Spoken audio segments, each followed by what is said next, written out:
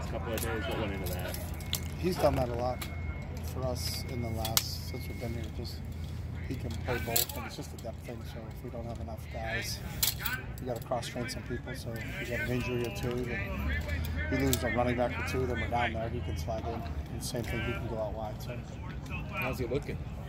He's fine. He gets 2 or 3 carries in practice, so it's not like it's a permanent maneuver. So he's done a nice job if he has to go in there. So. Can you discuss the progress of the tight end position? You lost tight end. We did. People are developing. Yeah, they're all doing a really nice job. Obviously, Devin and Jordan are the 2 that have played for us.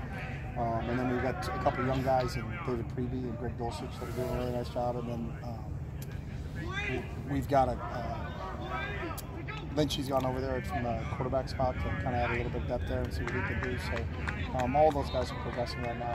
We're still in the beginning of spring, so there's been improvement every day. So we'll see as we continue to move forward. But we like what we've gotten out of that position so far. With this 2-week break coming up, how do you plan to use that as a coach and the coaching staff?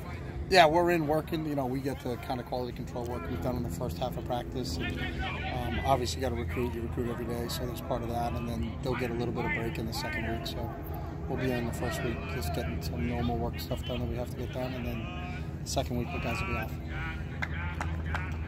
How is recruiting going as far as your return to your relationship? You had a previous relationship with a lot of coaches, and now you've been back for a year.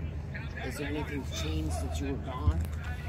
Yeah, well, a lot's changed since I was gone and everything. There's a lot of, not a lot of coaches are at the same spots either, but there's always been good relationships we had, and we had a very good relationship when we had Oregon recruiting, especially the Southern California area, because we had a lot of players from down this area. So, that has continued, with the top guys that are, usually most of the top guys are still at their schools, but some guys have bounced around, but you still continue to have those relationships. So it's going well. Is there a new approach that you have to have in 219 versus when you previous? No, I think you got to be honest and transparent, and at the end, people appreciate that the most. We're not here to lead kids on. We're not going to offer 10,000 kids because 10,000 kids can't get into school here. So, we're really thorough in terms of our academic evaluations and character evaluations before we offer a kid, because we mean what we say and we say we mean. So if we offer a young man, then that means the kid can get into school here and we're ready to take the kids. So you don't pay too much attention to the stars because No, I think, and it's not that we don't pay attention to that. I think those people do a nice job, but I don't know if they always have all the information. You may have, I can look at a film and say that kid's a 5-star player, but then he has a 1.9 grade point average, so he can't get into schools, or a lot of schools. Some schools he can get into, but other schools he can't. So that doesn't mean that you don't think the kid's a 5-star player. That's just he can't get into the school. What have you seen out of Jake Burton's development?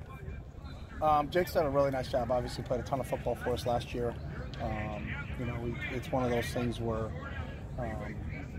he just is trying to improve upon what he started last year. So he kind of got thrown in the mix last year and did a really nice job for us. And then he's kind of, even though he's not old, he's one of the older guys at that group because we're still a very, very young football team. And really in the offensive line, Boss is the only older player we have there. So, but Jake's done a really nice job so far in the first 5 training sessions that we had out here.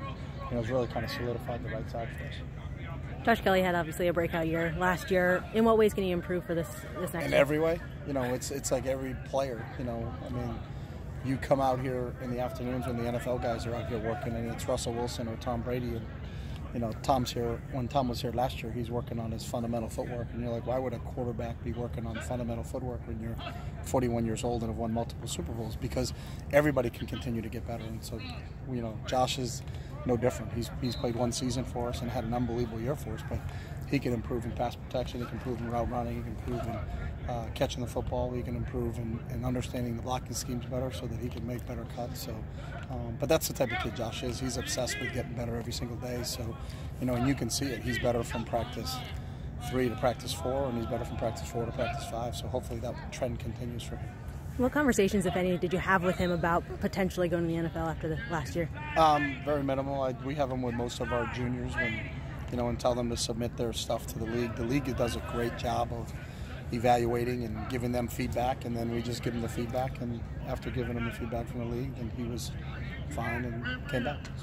I have to ask this: has the admissions scandal affected the team morale, department? Have you had conversations? Our team morale, no. I don't know, and I don't know anybody involved in it. So, no, we haven't had anything from our players from that standpoint. No, not at all. Can I ask you to take a moment to reflect back? It's been a year since you came here. I just wanted to see what is your comfort zone now, how it's progressed, and what have you discovered new, like a restaurant in LA, something in the community, a hiking thing. What have you discovered in a year's time being here about the school or about your job or about people in general of Southern California? Because this is the first time you've lived here.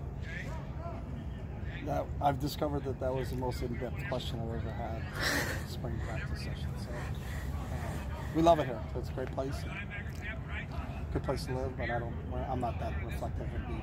I'm too young to start to kind of look back and kind of say what happened in the last year. But is there something you've discovered that was new that you were surprised about since you've been here a year? A restaurant? Yeah, as I said it the other day, the harsh winters. This was a really harsh winter for me in terms of the rain and the weather. But besides that, everything's been great. There's nothing new we're discovering. I don't look at it that way. I discover new things every day. I'm not that smart, so every day I figure out something new here. So. Well, what did you discover yesterday new? What did I discover yesterday new? That's a really good question. I couldn't give you one for yesterday. Today would be this line of questioning is new for me. So. Last question. Anything else? All right.